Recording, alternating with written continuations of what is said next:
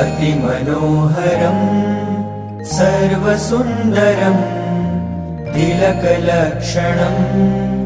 चञ्चलेक्षणम्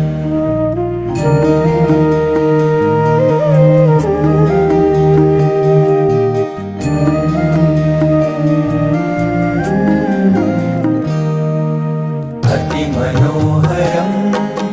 सर्वसुन्दरं तिलकलक्षणं चञ्चलेक्षणं विबुधवन्दितं स्वामिनाथ ते